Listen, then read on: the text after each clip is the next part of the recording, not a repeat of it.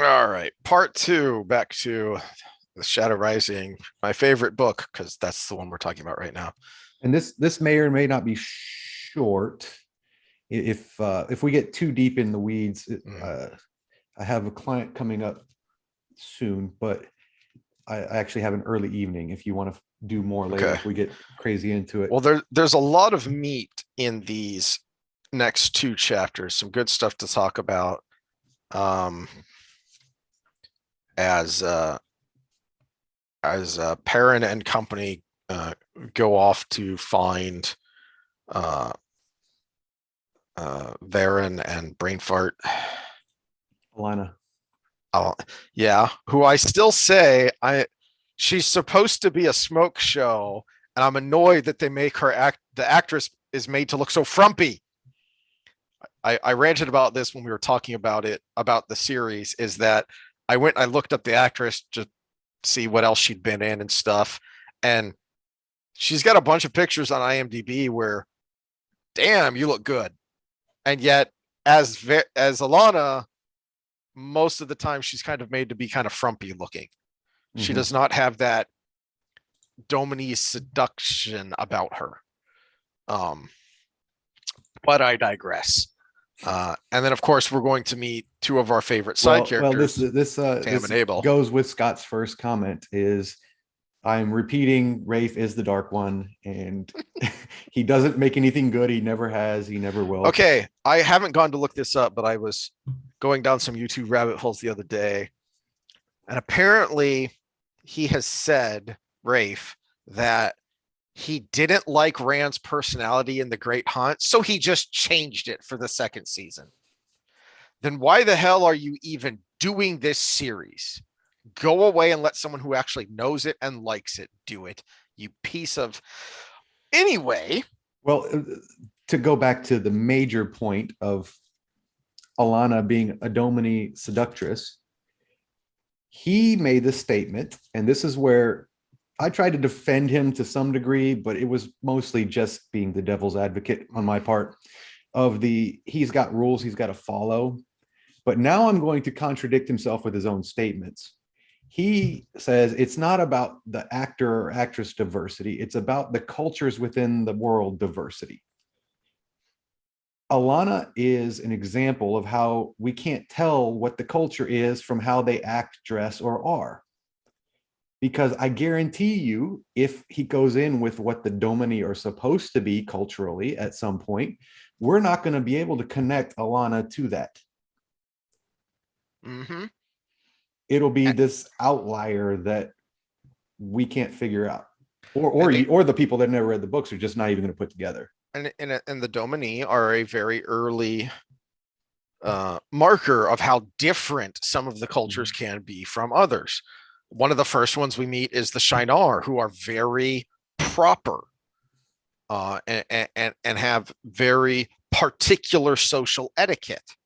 And then we find out, and then we see to a certain extent the Domini, who, especially the women, are all about the art of seduction, not, and the outside perception that a lot of outsiders view them as hussies. But the more you learn about them, the more it is psychology. It's not whorishness. In fact, they're less likely to jump in the haystack. Because if you do that, you have failed. Because you should be able to get someone to do what you want just with a touch and a smile and a bat of your eyes. Well, there's also something to be said about the concept of those that are confident in what they have don't resort to the base of that. Like your best fighters don't get in fights. Your Navy SEALs don't get in bar fights that often because they don't have anything to prove. And Domini women know that they can get their way. They don't have to prove it. Right. And right off the bat here with chapter 30, page 480, we see why the stuff we referenced last time about how problematic the Wheel of Time is now in today's woke age is crap. Because what makes all of Jordan's characters so good, and why the women especially stand out with how they're written and portrayed nowadays, is because none of them are perfect. So as we were talking about, and kind of No, not just the women. exactly, The complaints but about Perrin spanking Fael. and he That was regretted it. and he regretted it. He was an imperfection. So the only way modern woke writers know how to write women to make them strong is to make them perfect and to step on men while they do it. And all of the characters in the books, I mean, that's why Bayer is such a standout, because he is one of the very few caricatures, because he is so rigid and so dogmatic that he's kind of one dimensional. But as we But there pointed out, are he is a caricature that exists in this world. exactly, Yeah. there are people like that in real life and certainly in this world. What makes him this is also a point. The caricature person that actually exists in the real world, they end up exactly where he is. He is not ever going to be a Lord Captain. He is never going to get past his station as the sidekick, because he is good for one role. And he is him. He is not every character. There aren't a bunch of buyers out there. That's why he works, because all the characters have their own individuality and their own strengths and weaknesses. So we've been talking these last couple of chapters, because of the storyline we're on, about the Fael hate and how we don't get it and don't like it. And here's a good example of it. Well, I would say in my case how I've moved beyond it. Yes. Yeah. So we left off with her berating and insulting Perrin, but now here there's a good deal of tenderness and affection and caring for him. She lets him have the good long cry that he needs, that she knows he needs, and that he won't let it out if she doesn't kind of push him to do it and give him the space to do it. And so, and she lets him have it all out, and she doesn't talk again until he's ready to. He's had his good long cry about the loss of his family, and now he can go back to what he does best, which is thinking and planning. And then right off the bat, great, fun little scene with Master Al'Vere poking his head back in the door. And there's an Ogier in the kitchen, he told Perrin with a bemused look. An Ogier drinking tea. Maybe Meryn could pretend Aiel walk in here every day. She nearly fainted when she saw this loyal. So as calm and collected and great as Meryn Al'Vere was in the previous chapter, now we see that even she has her limits. Which again is great, because she's not perfect, which just adds to what's going to happen here in a few chapters, where they go out the back, headed towards the old oak, and run into Sin, who is a cantankerous old turd, and she sets him down.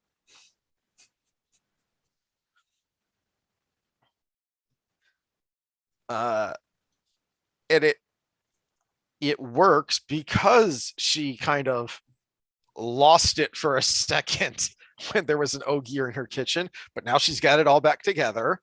And this she knows how to deal with. She knows how to deal with a cantankerous old jerk. 486 is when she really lights into him. I have my suspicions why the Whitecloaks came rummaging through Bran's books. They took 6 off with them and lectured Bran under his own roof about blasphemy. Blasphemy of all things, because they didn't agree with what was in a book. You're lucky I don't make you replace those books for him. So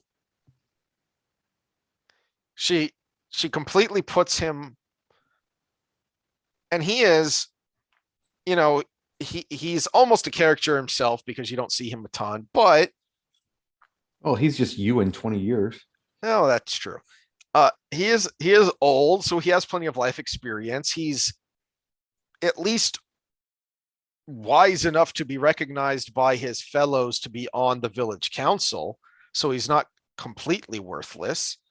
But she deals with him quite handily by putting him off balance about the Whitecloaks and about the books and drawing the dragon's fane on the inn, and then again by coming back to him with this is women's circle business, and then sending him off.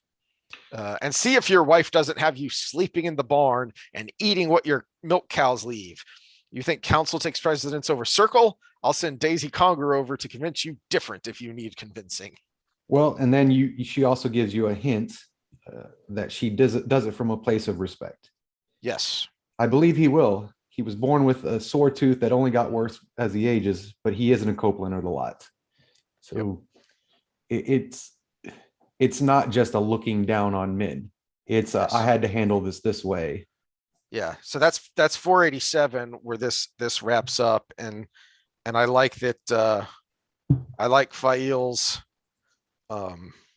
admiration and the little quizzing of how do you do that? And you have to know when to rein them short, the older woman replied absently, and when there's nothing to do but give them their head. Letting them have their way when it isn't important makes it easier to check them when it is. And then, of course, here in a second, Perrin's going to have a conversation with Tam and Abel away from the other ears, and they're basically going to tell them the same thing about dealing with women. And he's going to recognize that and go, wait a minute, I think I heard Marin just say the same thing. Wait, I must have read a different book. You mean Abel doesn't just give him a lecture on getting drunk and philandering women? Oh, my head. Again, my least favorite part of the series. And there's so much to hate. That's still my least favorite. And just one small point of where they changed things they didn't have to change and creates problems for later. Because one of the great things about Perrin's story here is not just that Tam and Abel are great, fun characters, but then when Perrin meets them and the Aes Sedai and Verin and Alanna, he kind of naturally takes charge. But to him, it's not taking charge. Rand, especially now at this point, he's taking charge and he's thinking about it in those terms because he is who he has to be, or who he thinks he has to be. And he's come to believe, especially since his kind of, I hadn't really thought about this before, and we can get into it more when we talk about Rand's storyline, is that his first interaction as a king of sorts is with the High Lords of Tyr, who are conniving a-holes, and not, say, the village councils and mayors of the Two Rivers, or the chiefs of the Aiel, who he deals with later, who are very different. And so that's going to color how he does things. Perrin is dealing with authority figures, but they're authority figures he knows and is comfortable with, and are open and honest with him. And are open and honest. And he's not coming at it from the point of view of trying to be a leader. Rand is trying to be a leader because he has to be. As far as Perrin's concerned, he's just speaking common sense. And people are nodding along and going, yeah, well, I hadn't thought about it like that, and since it was your idea, I'll follow you. I haven't. I just don't see the actor they have playing Perrin pulling this whole section of the book off. Nope, not at all. Again, because they made a small change they didn't have to, which just creates all kinds of problems later. One of the, as bad as it is, it makes sense that this person called Perrin, who is not the Perrin of the story in the Prime series, is so mopey and on the verge of tears all the time because he idiotically accidentally killed his wife. Well, yeah, that person is not this person. He's not going to act and react to the same way. He can't. He not only has suffered a terrible trauma, a young man losing his young wife, it is exponentially compounded by the fact that he was the direct cause of it. How can that person be this person? It's not possible. It's not possible in a way that makes any kind of sense. Which is why this whole storyline works, because it makes sense. It's A leads to B, leads to C, leads to D, etc., and on down the line. You know, each little step that Perrin takes is just, in his mind, common sense. And since we're seeing these scenes from Perrin's perspective, to the reader, it is also common sense. I still stick to my hypothesis that they didn't imagine it was going to go beyond a season or two, so they just we're going to do what we want to get the social justice cred we needed, and then when it fails, we'll say it's because everybody's bigots. Oh, that's what Star Wars is doing with Kenobi, but that's why I'm not watching it. All right, so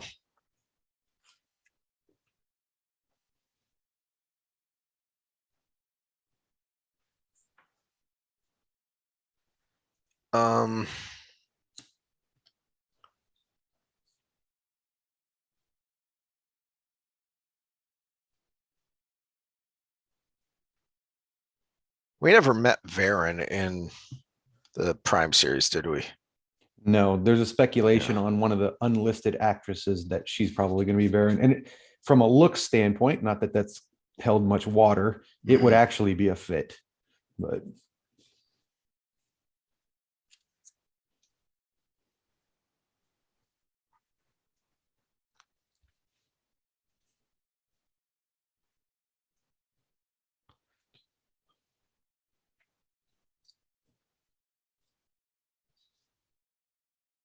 all right, any more thoughts on this before this next chapter where they actually meet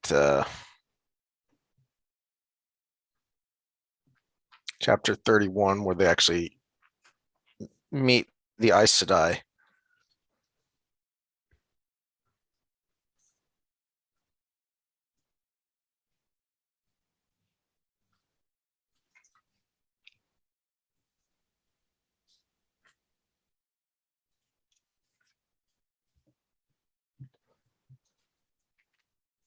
Um,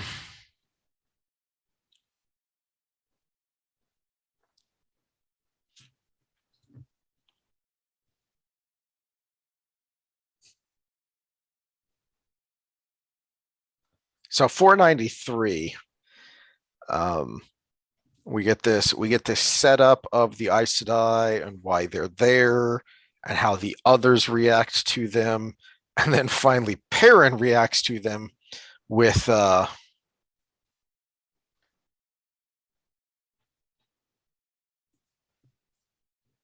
are you here?" he demanded right back. "Perrin," Mistress Al'Vere said sharply, "mind your manners. You may have picked up some rough ways out in the world, but you can lose them again now that you are home." "Do not trouble yourself," Verin told her. "Perrin and I are old friends now. I understand him." Her dark eyes glittered at him for a moment. Here we have Verin being the not absent-minded Verin for a second, which I love when that happens. "We will take care of him." Alanna's cool words seemed open to interpretation. Again, this is from Perrin's point of view. So he ain't no dummy, and he knows that too. Is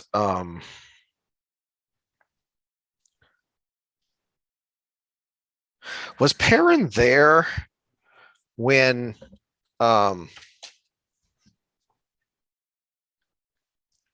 in the Great Hunt, at the end of the Great Hunt? Yeah, he would have been there, because I think Matt went off where Rand makes the comment about the only one that wouldn't know that Verin was there is Rand, because he was out cold. Yes, but no, when he wakes up is when he makes the comment about sending Verin to watch over him. And Moraine points out, I didn't send her, Oh yeah, yeah, yeah. which makes you immediately suspicious about Verin because hold on a second. She said Moraine sent me to look after you.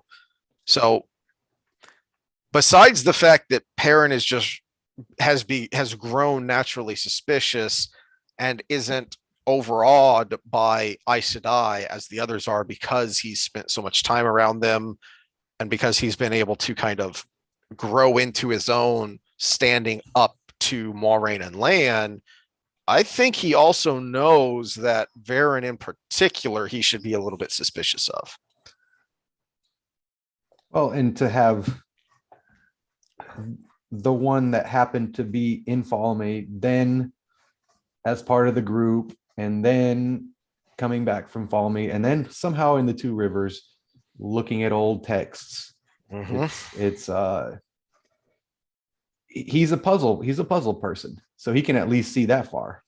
Yeah, that this is a lot of coincidences, which won't go into until we get to spoiler section, if then. But for Perrin, at least, he ain't no dummy, and this is a lot of coincidences. I think he should be removed from the book. He's a conspiracy theorist and full of misinformation.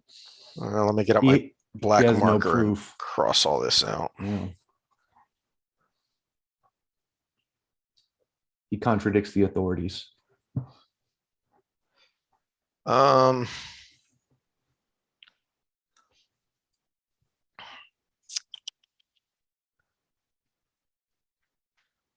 We get a nice little as and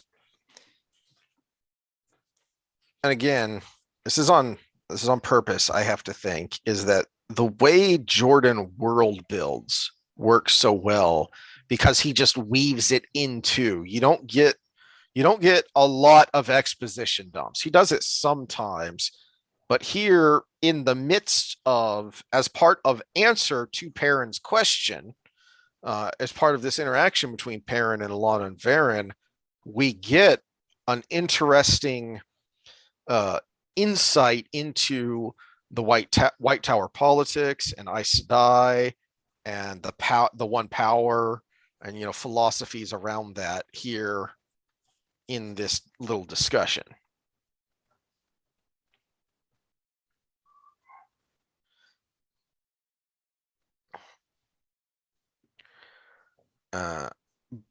We also see up 495. We also see that Perrin's emotions are still a little raw.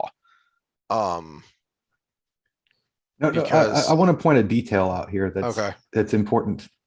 Alanna interrupts Verin when Verin's talking about the culling of the power, and in rebuttal to her talking about the fact that they're gentling every man is probably one of the reasons. What else can we do, Verin? Let them go insane, follow the White's mad plan.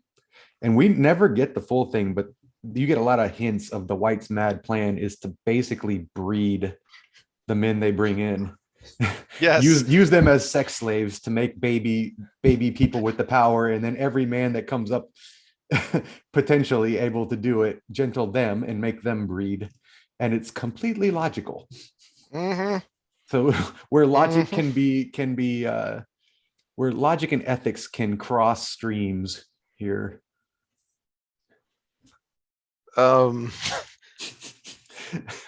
It's one of those little nuggets that I always thought it was hilarious, because the first time you read through, you don't know the Whites at this point.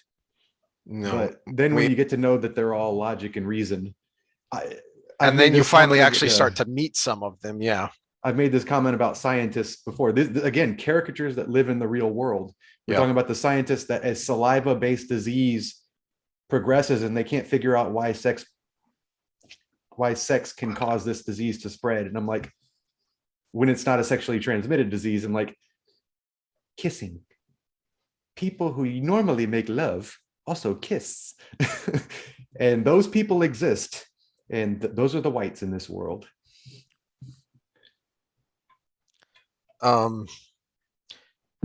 So Perrin's outburst, and he This is one of those instances too where he gets an outburst and then he kind of clenches his jaw and knows he went a little too far, but isn't going to apologize, isn't going to go back because he's not completely wrong.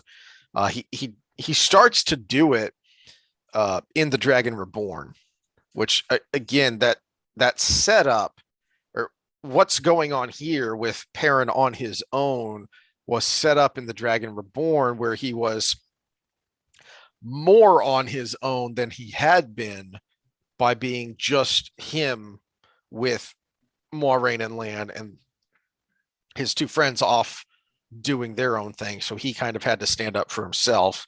And now we see kind of an escalation of that here as he interacts with Verin and Alanna.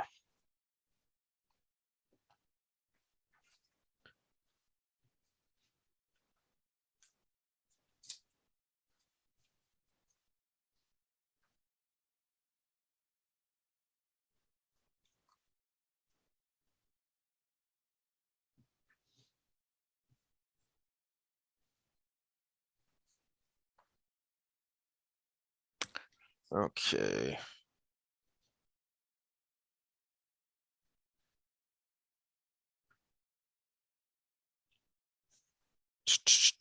While you're looking ahead, side note to reference to our last episode.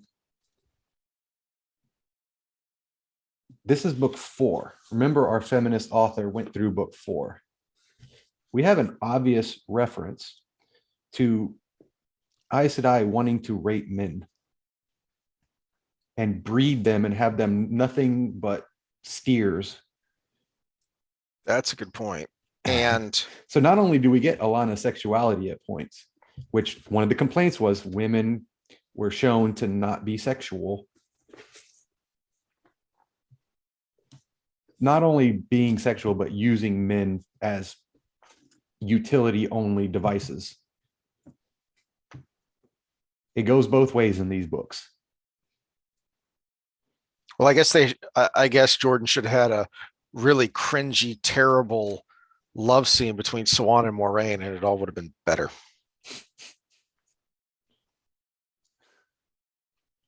You also have a strong hint of it in this 497 here is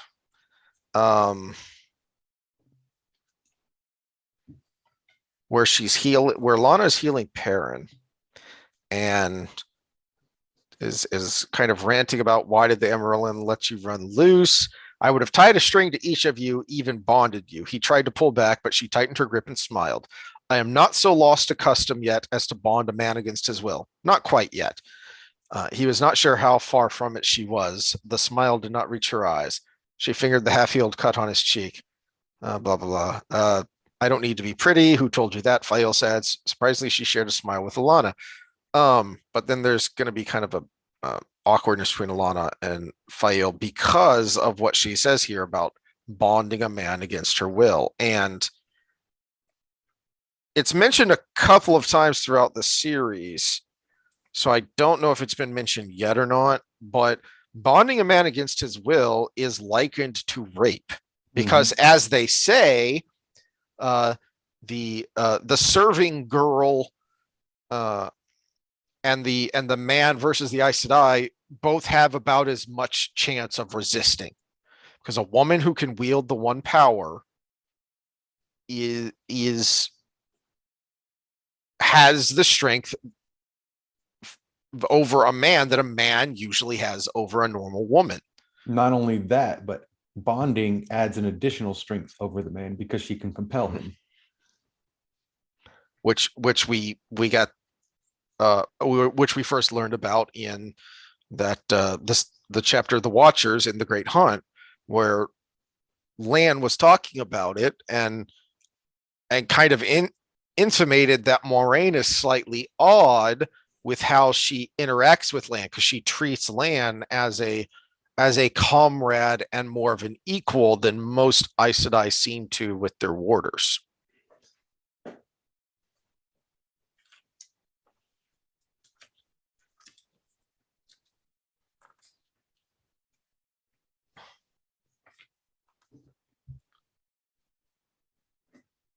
And then we get our heroes, Tam and Abel. And then we get our heroes.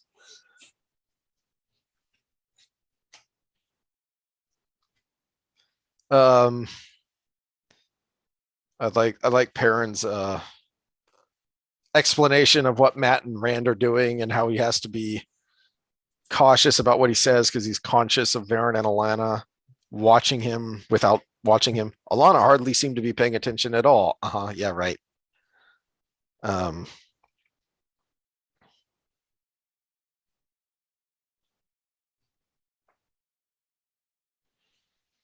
um, Maybe it's just as well they didn't come, Tam said more slowly.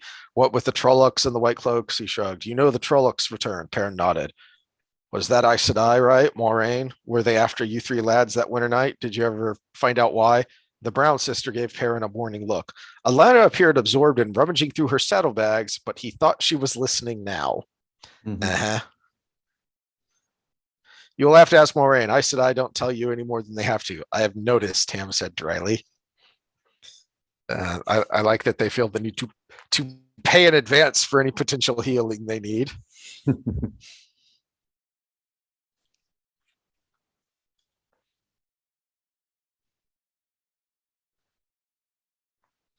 And then of course they tease him about his beard. Which again, responding to Abel's query as to whether that thing was any good for straining soup, he rubbed his beard and said mildly, Fayo likes it. Oh, Tam chuckled. That's the girl, is it?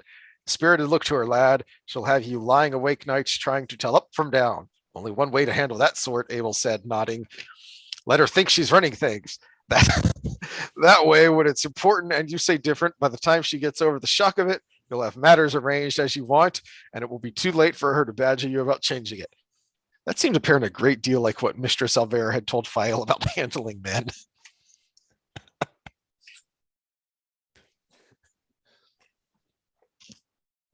Again, is why Jordan writes men and women so well, because they're both right and they're both wrong. And they both think they know more than they do. Well, and they again, both sometimes think they don't know more than they actually do. Let's counter the gender essentialism argument that was in the feminist article. that the man and women binary.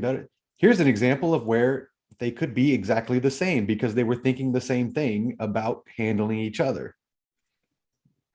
And this is where the radical feminist nitwit can't see that, because what makes this both funny and still work is because the complementarianism of male and female means they can both be doing that and both think they're getting away with it, because what's important is different between often the two. Different. Yeah. Exactly. So I'm just going to let him, her think that him, her is running the show until it's important.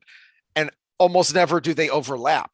And when they overlap, that's when there's actually an argument.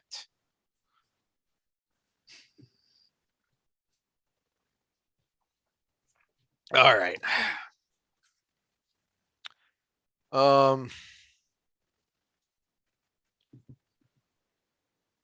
Okay, 501. I gotta point this out because we're talking about men versus women, and we've been talking about Fael, and we started off talking about how she pushes Perrin to let it all out, knows that he needs it, and then gives him time to grieve because a silence descended on them until at last Tam said quietly, Lad, about your family, I've sad news. I know, Perrin said quickly, and the hush fell again, with each staring at his own boots.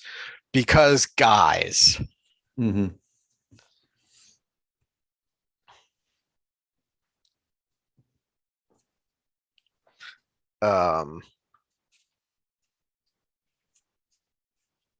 And then we get a hint of Slayer on 502. Some fool has gone crazy over it, Abel said. Maybe more than one. We found all sorts of dead animals, rabbits, deers, foxes, even bear, killed and left to rot. Who do you think that is? Slayer here, and not just in the wolf dream. So Perrin knows what's going on there. Well, unless they died in the wolf dream and they're other animals and then they're dead in real life. It's a good point too, that Perrin doesn't think about.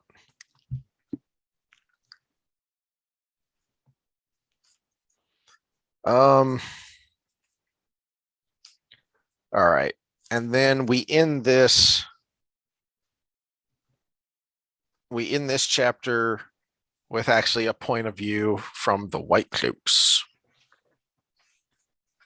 which is nice because we're gonna get more and more into Dane Bornhold and his psychology, and so we get a point of view, so we know what he thinks, so why he's going to act the way he's going to act here.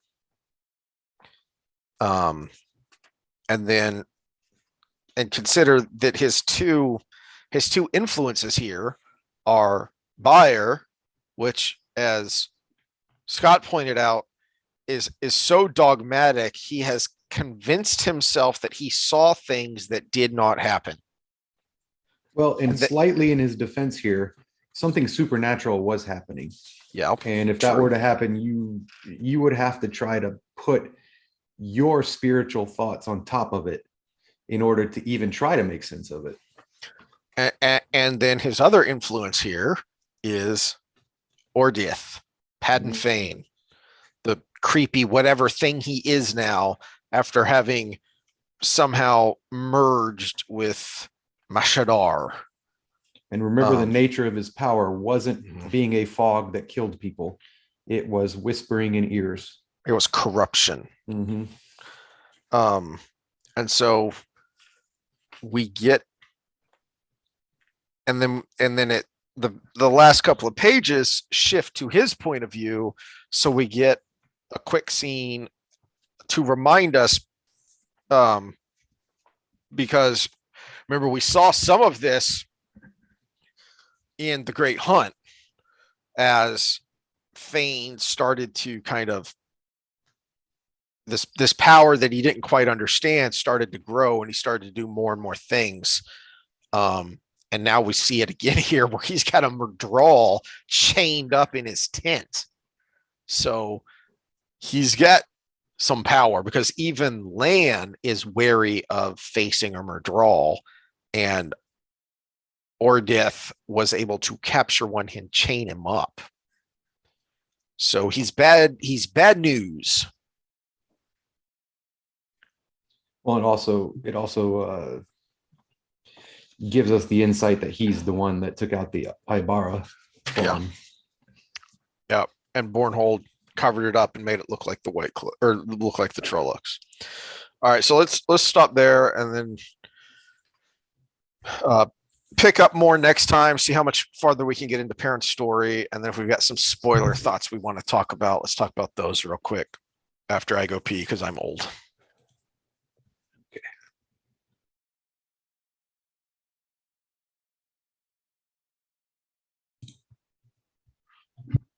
All right, so spoiler section to, what chapters did we just do? 30 and 31 of Perrin's storyline. And the main thing I wanted to talk about is Verin, because I'd mentioned it last time, or the time before, and now we finally meet her, and we get some good Verin-ness, that, you know, she's the absent-minded librarian sometimes, but then she suddenly becomes very sharp and very pointed. And the more I think about it, the more I think Verin is there for two reasons. The two reasons that are part of her character that are so great is she just wants to know, she just wants to learn, so she's there to observe, to learn what it is about Perrin and the Ta'veren that are going to be so important. Why are they Ta'veren? Why do they matter so much to the Shadow? Which is the other part of why she's there, is to keep an eye on Perrin so that she can keep playing, her double agent role of the Shadow. For months has been very interested in all three of them, while the light is really only paying attention to Rand, the dragon. And so I really think because that's why she's there, is because she knows that this is important more than anyone else, really, because uh Perrin and the boys, the other two rivers people that didn't or couldn't go, they know it's important to them personally, but I think Verin recognizes that no, this is actually important to the grand scheme of things, to the whole light versus dark thing that's going on here.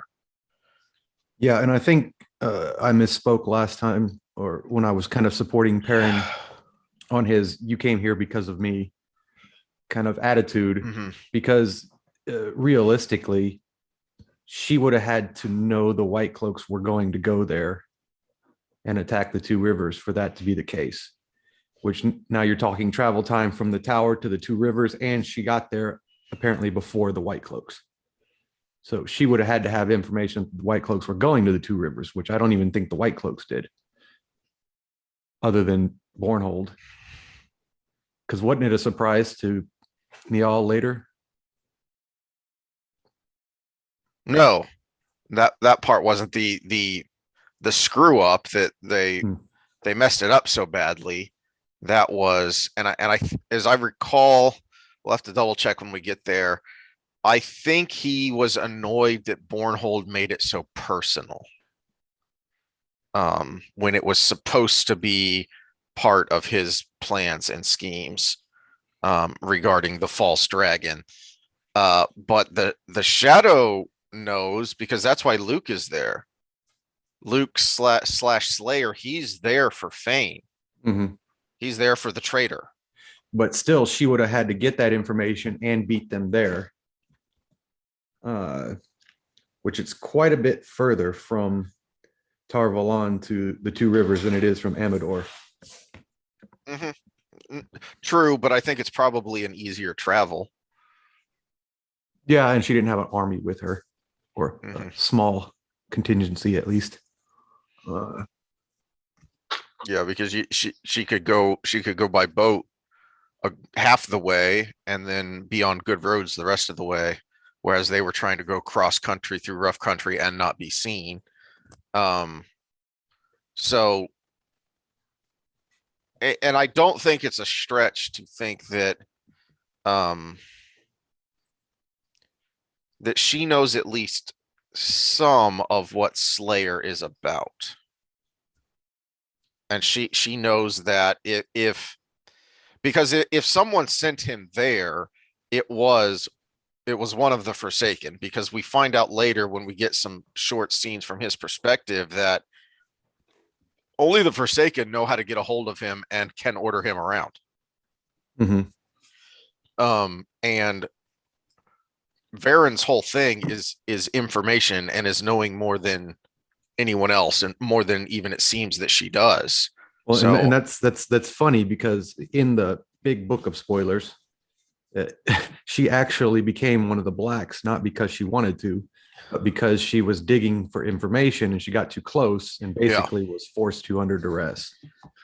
yeah, and the inference you get is that she accidentally stumbled in on them, and it was, oh hey, good, I was looking for y'all so I could join you. Mm-hmm. Is what she had to do. She had to kind of think on her feet, because it was, you're about to be dead, or no, I was trying to join you all along. Which we get from her final scene, which is, to me, one of the best scenes in the whole series. Mm-hmm. It's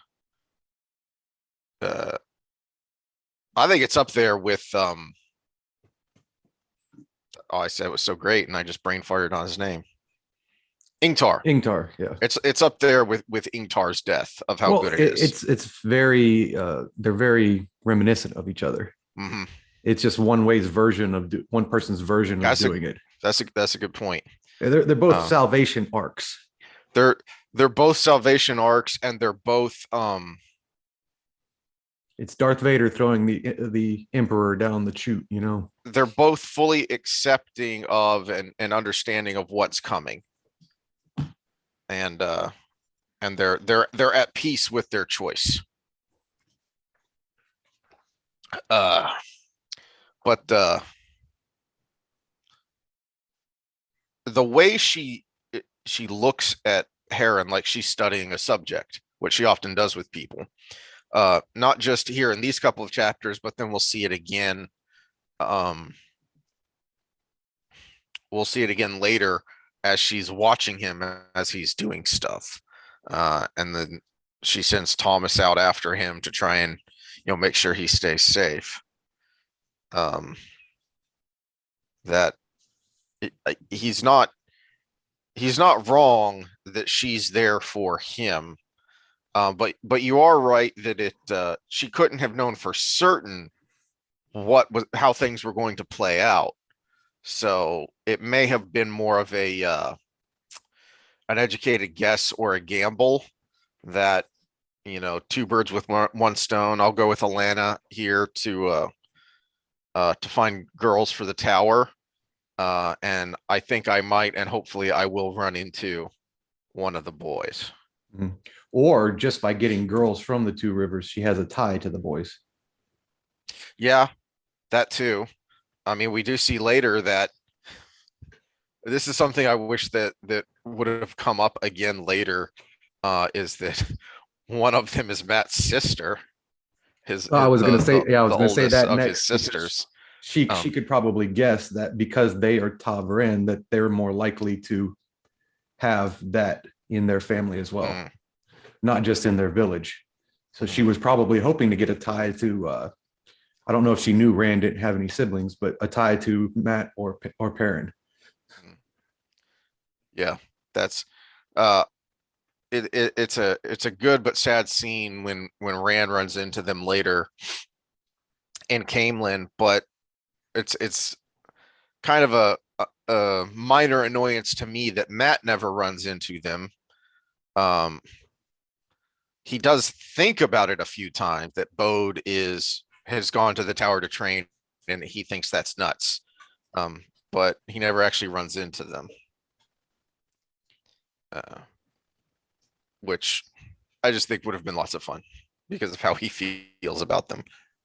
Yeah, especially, it would have been fun to have something like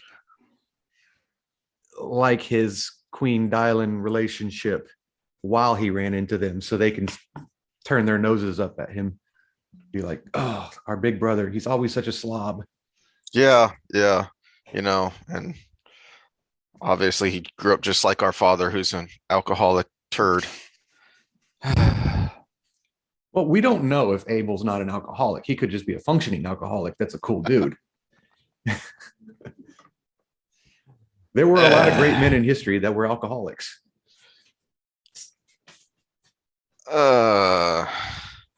Yes, madam, but in the morning I shall be sober and you will still be ugly.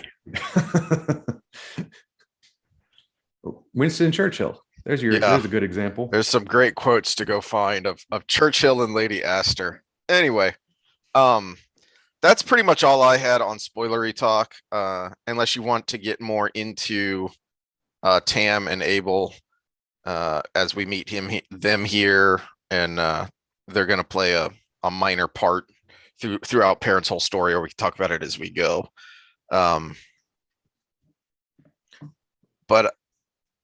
that Verin's presence there was always kind of one of the red flags to people who wondered if she was black, because you wonder through the whole series until the very end. Well, so much that the message boards made up a whole new.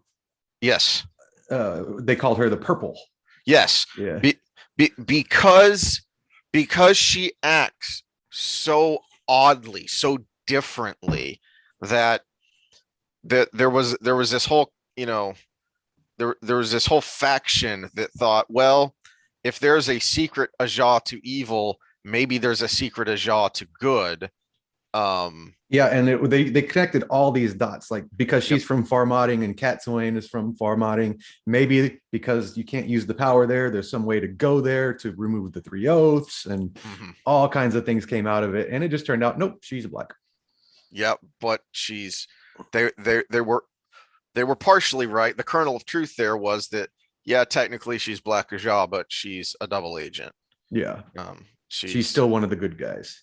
mhm. um, but it was something that I don't remember ever really being revisited. But I didn't uh spend a ton of time in the message boards anymore after the Sanderson books started coming out. Um, be because one, because I was a little disappointed, especially with the first one, and two, because so many things get answered so quickly, really. As we've talked about, there should have been another book or two. Mhm. So when stuff starts to get revealed and gets answered, it comes pretty quick Mhm. in those last three books. It's a bunch. It's a little bit of verbal diarrhea just coming out. Well, really because it's not even through three books, it's through two books, because the third book is basically the last battle, is the whole book. Mhm. It's just the setup to and then the actual last battle. So it's really just two books where all these threads have to be tied up in neat little bows, the ones that are going to be anyway. He does leave, Jordan purposely left a number of things kind of open and unanswered. Um, but all these other ones need to be tied up quickly so that we can get on to the fight. Yeah, Alana's an interesting character too, Mm-hmm. because realistically, we talk about development and kind of stick to some of our themes, the development of people. Yeah, she's like 40 or 50 years old, but she's super young for an Aes Sedai. She's Yeah. one of the newer ones. And we see it. When does is it Ivan that dies, or is it the other one? No, that's the one that's still alive. She's lost one by the time we meet her Oh, she here. just lost one. Yeah, that's why Okay. she's already a more emotional Mhm. individual. That's just Yeah, the kind of she's person she is. And now she suffered a serious trauma, um, which that's something we could talk about, because we hear about it and now we've half seen it yeah, we with this is Alanna. this is the first sister we see go through it. Yeah, and we don't see it fully until later, where we actually see it happen and then see the effects. Now we're hearing about and then witnessing the effects after the fact. And when you think about it, you can see how it is something that is more than just doubly traumatic, because of that bond. Not only are you experiencing the emotional trauma of losing someone very, very close to you, but it's as if you were experiencing your own death too, because there's actually a physical element to it. So it's as if you're experiencing your own near death experience, and someone very, very close to you dies, all wrapped up into one incident, into Mhm. one ball of emotion. Um, and because they talk about that sensation of feeling each other, so now you can add a third element to it too, which is you've been maimed, you've lost a limb, Mhm. right? So we can see the beginnings of uh Alanna acting a little irrationally because of the strain that she's under. Yeah, and it was a violent death too. So Mm-hmm. because he was killed by Whitecloaks, when he like Shot pelted full of with arrows, yeah. arrows. Yeah, uh, which gives you your first insight of, we get a lot of posturing by the Whitecloaks towards the Aes Sedai, but when they find one in the wild and they think they're going to get away with it, Yes. they go ahead and do it. Yeah, that's one more rant about the show, is that I on the one hand I understood what they were doing, and I kind of liked the torture and burning at the stake scene of the Aes Sedai. um, by whoever that was supposed to be. I don't even remember anymore. Valda. Oh, that was Valda? Yeah, yeah. They introduced Valda right in the beginning.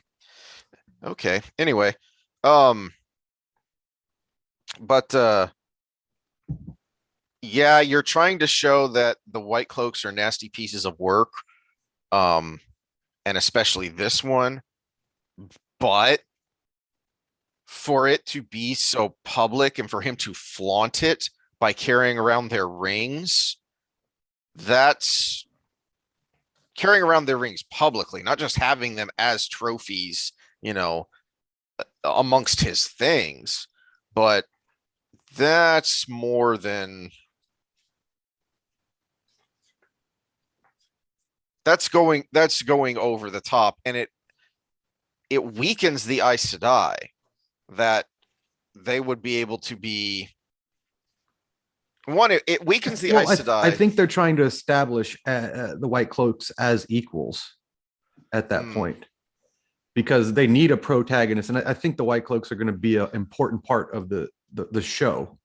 Yeah, but as a protagonist, not necessarily as. I just had another thought here of this is another instance where they made a change that they didn't have to make and shouldn't have made and borrowed trouble. Is remember one of our very first rants is that Moiraine walks into the inn and they see her ring and instantly know who and what she is, which that's not how it. Not only do they instantly know who and what she is, but they're immediately deferential to her and to some degree reverential to her, which isn't how it works. So if people, if the normal populace knows about Aes Sedai that much, how in the heck do they tolerate White Cloaks?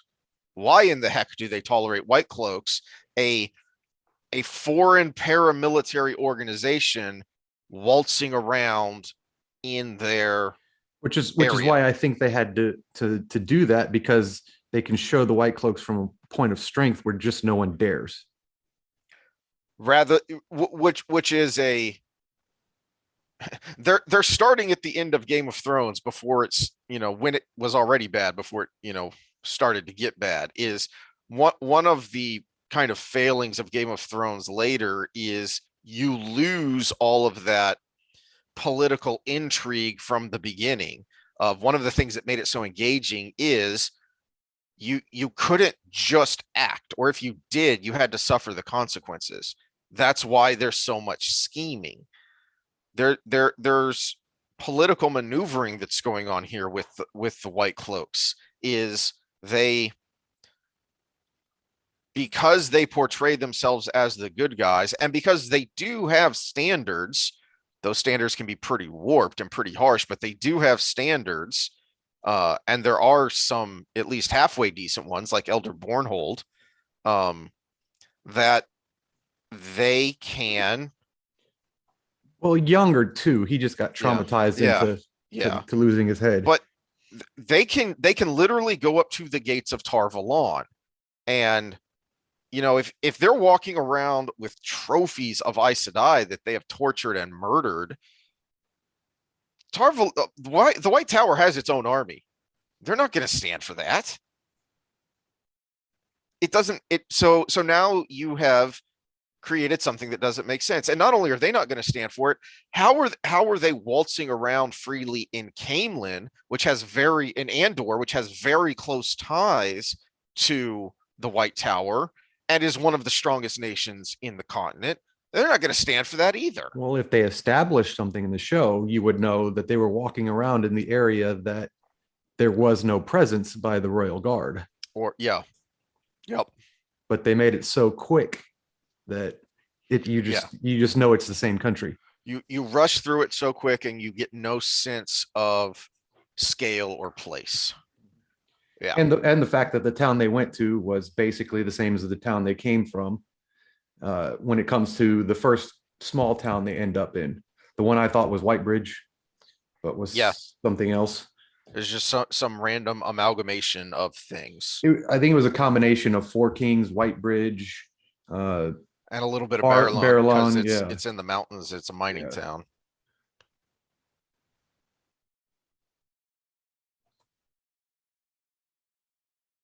Yeah, okay, here it is. So 495 is because you're talking about Alanna, so I was flipping through to find the scene where she talks about um the death of her warder. And so you can see how mercurial she is, which again is partly personality, but now it's being exacerbated by this trauma of Alanna waved File to silence. You certainly do not understand, the Aes Sedai told Perrin in a tight voice. Whereas right before, she had been, you know, easygoing and um, in a bit of good humor. And now she suddenly switches to, a kind of stern annoyance, and for good reason. The three oaths are not merely words. I brought two warders with me to this place. The Greens were the only Ajah to bond more than a single warder apiece. A few, he had heard, even had three or four. The children caught Owen crossing an open field. I felt every arrow that struck him until he died. I felt him die. Had I been there, I could have defended him and myself with the power, but I cannot use it for revenge. The oaths do not permit it. The children are very nearly as vile as men can be, short of dark friends, but they are not dark friends.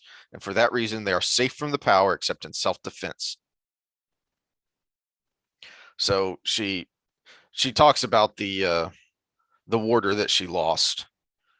Uh, so we do know a bit about that, and see some of its effects, which we won't see more of until later. I wonder how a woman with borderline personality disorder would do as an Aes Sedai. Because one thing about that disorder is you see attacks that aren't there. You see abuse that never happened. So could they convince themselves they were being attacked and attack back, even though they weren't being attacked? Or would the three oaths supersede that? Because I think the three oaths are bound to what you actually believe. You can't fool yourself. You can't rationalize, because Yeah, but if it's you unconsciously rationalized in exactly. someone with a disorder. That's why it's a disorder, because you don't have any real control over it. So it, if a portion of you knows that you are rationalizing, you can't do it. So we do see some instances later where uh you know where they're in a battle of, well, I don't know about you, but I feel in danger now. And then I remember that. I can't remember the instance of it, of I don't know about you, but I feel in danger now, and starts channeling. I can't remember the instance that is. Maybe Scott will remember, or maybe I'll find it later. Um and then we see it way later in at the end of Lord of Chaos, where Perrin tells the Aes Sedai that are with him to stay back, but they rush forward, so as they say, so that they can be in danger, so that they can channel. There has to be some sort of unconscious anticipatory response, because in order to defend yourself, you can't wait for the danger to actually attack all the time. Yeah, So if you feel something, you could turn and fire at the lion that's about to pounce from the grass. You know, yeah, or in say in this instance, you know, if white cloaks, you know, draw arrows on you, you have, especially with the way Alanna describes them as vile as men can be, almost dark friends. I think just about anyone would feel in danger enough to react before they, even if they're just going for weapons, knowing what white cloaks are and how they think about Aes Sedai. well, so they picked Owen off from just by seeing him. Yeah, So they obviously understood he was a warder. he was probably wearing his cloak. Would be my Yeah, probably. that they know what And the warder cloak and is. so she was really hell bent on revenge. All she has to do is make herself seen and wait for them to draw Yeah. and put yourself in danger. You could do whatever you want with your body, and then as soon as you're in Mm-hmm. danger, you can fire back. Just have those weaves ready. Yeah, but there are a lot of them, so she's a bit unhinged, but she's not insane. So she's Find not their going to patrols. she's not going to want to do that unless she's confident uh that she can come out on top. And you have to think that Yvonne would dissuade her from that, because he's not going to want her to be in danger when Mhm. she's already, on edge. Uh, But that is a good point, and something you'll see. Uh, you know, pay attention as you reread. You will see different reactions and different uh applications of the three oaths of when individual Aes Sedai actually feel like they're in danger, and yeah, how some will channel more quickly than others. especially in regards to things like lying as well, because when you get to the philosophy of lying, omission is lying, but we see the Aes Sedai omit all the time, and so there is a lie by omission philosophically. But they certainly don't believe it. They certainly don't believe it. Yeah. Because we see an extreme example. I think it's in Crossroads, where the um Pavara, and I can't remember the other one's names, that are hunting for Black Ajah inside the tower, and um Pavara commands the one they caught to say something that the other Aes Sedai is convinced is a lie. So she's been compelled by the oath rod to obey Pavara, but she's also still bound not to tell a lie. So now she has two conflicting oaths she has to follow, and she's like literally choking to death. She's like having a seizure. Mhm. So there's actually a physical response to that. uh did we talk about Elias in the Wolf Dream? I'm just looking at my notes from the time That before. was just a small one, but he mentions later, because Perrin, when they meet back up way down the line, Perrin does ask him about it, and he says that he avoids it because it's so dangerous. But then in the final book, we do meet Elias in the Wolf Dream. Oh, okay. Okay. He does go there from time to time, and Perrin makes a comment. I didn't, yeah, I thought you didn't come here. He said, no, I just avoid it because I know how dangerous it is. So he's not nearly as skilled as Perrin is. Uh, so he can't really teach Perrin. That's why Perrin has to continue to be taught by Hopper. So Elias can't really answer a bunch of his questions.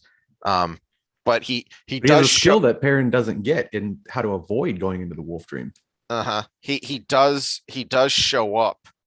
Um, he does show up in the Wolf Dream in the last book, and when he's there, he is a wolf.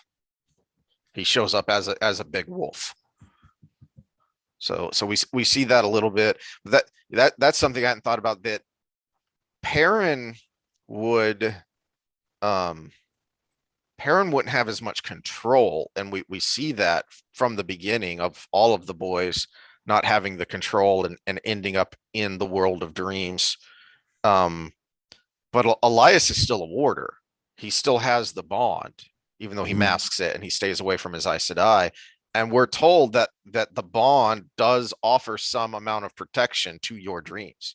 So it may be that's part of why and I didn't how even think about Elias that. stays Yeah. away from it, is that his dreams are protected because he's a warder. So he's probably more easily able to stay away from it than Perrin is. Uh, or other majors. Remember, way down the line, we meet um, Gnome, the guy who went crazy and embraced Mhm. the wolf, and he's in the Wolf Dream as a wolf, and he's fully there as the wolf, and that may be part of what, speculatively here, that may have been what part of what drove him so crazy. Wait, was Gnome the brother, or was Gnome the guy who was the wolf? Whichever. But that may have been partly what drove him so crazy, is that he would have had the more the wolf invaded his mind, it probably would have been reinforcing while he was sleeping if he ended up in the wolf dream, uh and where he would have had even less control, because he doesn't know anything about it. He doesn't know what he's doing. So that may have been part of what helped drive him over the edge and become fully the wolf. Noam was the wolf brother. Okay. I was hoping Simeon with it was his brother. Okay. Okay. That was the one that guy looked that like a Perrin frog. felt bad for thinking he looked like a frog because he was such a Yeah. nice guy. Any other character stuff? I only had one more note from last time. Um, we just need to remember to keep an eye on Tam and Abel as we go through because they are such great, studies for how the small characters work and work so well to support the main characters in the main plot. Because this is Perrin's story, but you are going to see a good bit of Verin and Tam and Abel, and Bran and the others, all the Two Rivers folks as he goes along here. The note I had was we were talking about vermin, the Oh, flies yes. and the rats and everything. And this is where it gets philosophical because I think Jordan did this on purpose. You get this sense immediately because you're getting it from people's perspective and they want to walk in the light. All the good people want to walk in the light, but I think Jordan keeps hammering home that that's not the right way to always look at it. The dark one wants to unravel everything. So he is the king of entropy. He is the king of chaos. And the light wants everything in perfect order. It's the pattern, right? Everything is working in perfect order. And if the dark one has any touch on that, it brings in Verin to fight back and kind of get everything back in line. But we can't live without both. We need that yin yang effect. And so every time we see something that's the extreme of both, a dark friend or a dark spawn for the dark and a minion of that side versus like a Whitecloak of the light, perfectly of the light, what they think of the light anyways, but they want to create a world of order where there is none of this chaos. And that is their prime motivation, unless they're a dark friend in disguise, like Carradine.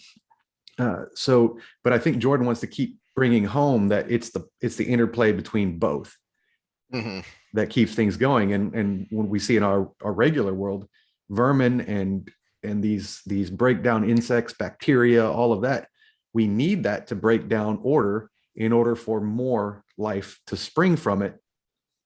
Because, like, say, the bacteria breaks down the soil, which the plant gets nutrients from and gets energy from the sun and orders it into little edible molecules that we ingest. And then we die and we decompose. And I think the ultimate illustration of that for me is fire, because fire is wild and chaotic. But if a forest can follow its natural order so much that it chokes itself out and it kills itself, and new growth can't happen because it grows too thick. Well, fire comes through and it clears it all out so it can start over. All right, Heraclides. He was my favorite Greek philosopher, and the world is flux and fire.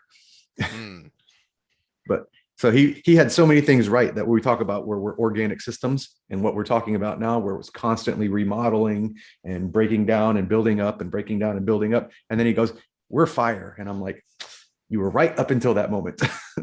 We're not. Now we eat energy from plants, which got it from the sun, but we are not fire itself.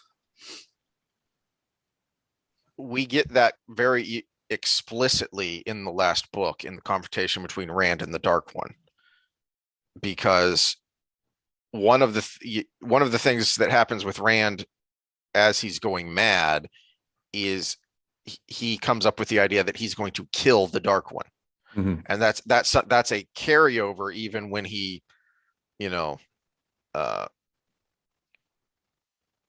comes to his senses. He still thinks he can do that. He still wants to do that. And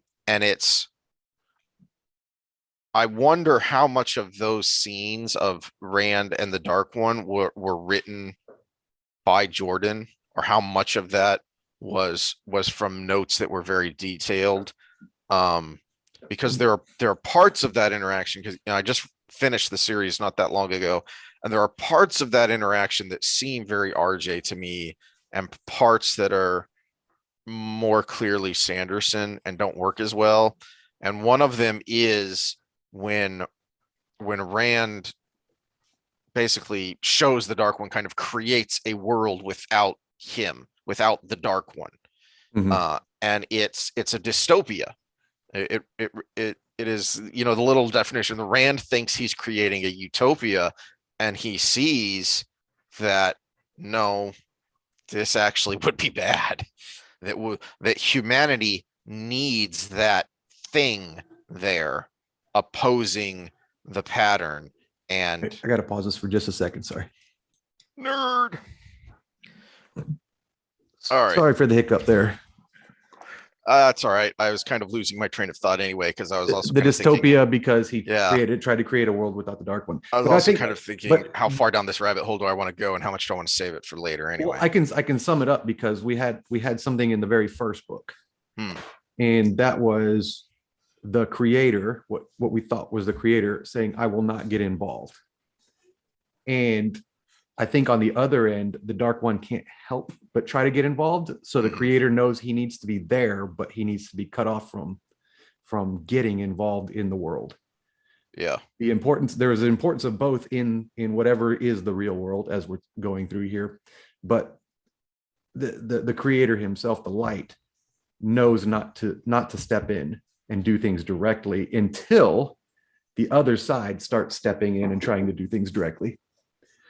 Yeah, that makes a lot of sense.